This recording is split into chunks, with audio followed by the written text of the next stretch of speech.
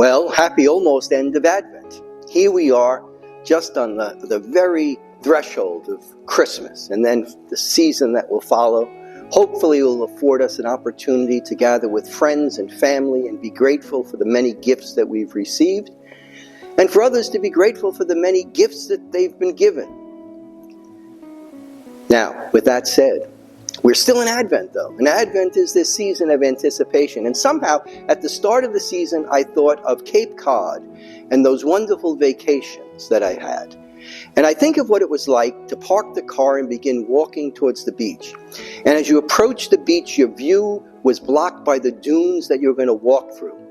You could begin to smell the salt air. You could see the grass blowing in the breeze.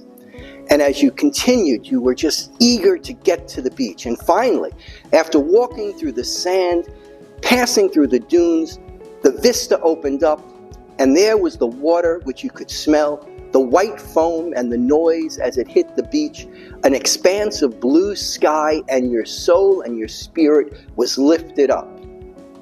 Well, does Advent fill us with that sense of expectation? You know, here at Lockland this week, we celebrated our third Advent prayer in the school corridor. We had members of the school band perform O Come, O Come Emmanuel.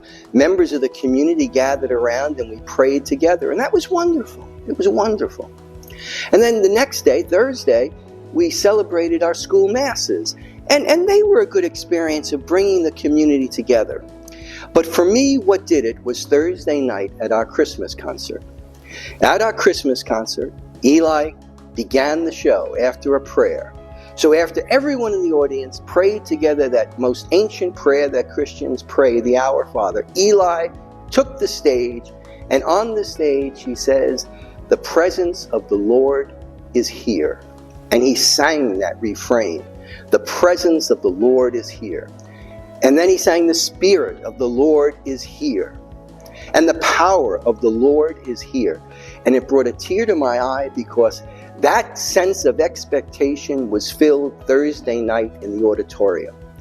Because really, the presence of the Lord was felt. And I want you to understand that at Lockland, that is precisely what happens. At Lockland, we feel the presence of the Lord. And that matters ever so much. And we're grateful for the gifts that we've received. What are those gifts? Well, you heard me talk in the past about Middle States. Well, finally, it's done.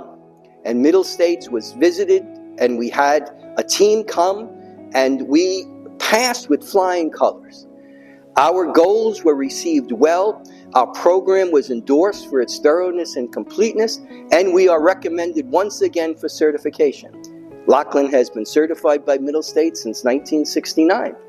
And we're proud of that. Part of that is looking at what we do for students academically. And so 2 goals focus specifically on academics. One is to grow our STEM program, which is made possible through the generosity of many alum.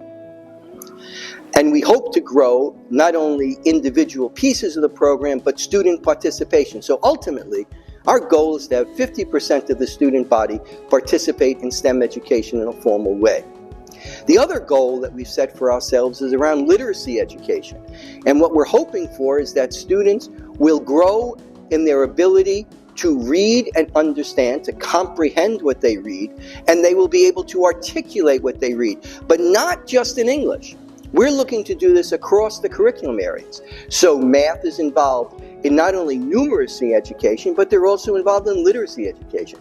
Science is involved in literacy education, English, religion. So the entire school community is working to develop a skill set that's going to serve students well in college and beyond. That's exciting for us. The actual number of courses have grown in the STEM program, and that's exciting for us. So we're pleased with those developments, and we are grateful that Middle States afforded us an opportunity to look at our programs, to evaluate ourselves and say, how will we grow? Our athletic program continues to do well. We've started our basketball season. As many of you know, that is our big sport here at Lockland. But we finished the fall strong. Our soccer team made the playoff, as did our volleyball team. So our teams are performing at a very high level, and we're grateful for the student athletes who participate in those programs. They make us a better school, and we're encouraged. Performing arts. We have 16 students have been selected for the All-City Orchestra. That is an incredible accomplishment for a school whose concentration is not music or music education. 16 students were deemed worthy to participate in New York City's All-City Orchestra. That's a great accomplishment, and we're very proud of that. And I think it speaks to the strength and the dedication of the faculty and staff to really achieve the very best with our students. And I hope that you understand that. The other thing, and this is what I'll end with, I think, is that the other piece that grows and that continues to really just encourage me so very much is our retreat program. In this semester, we've had our freshmen and our sophomores participate in the retreat program. And you may say, well, that's kind of normal, isn't it? And it is.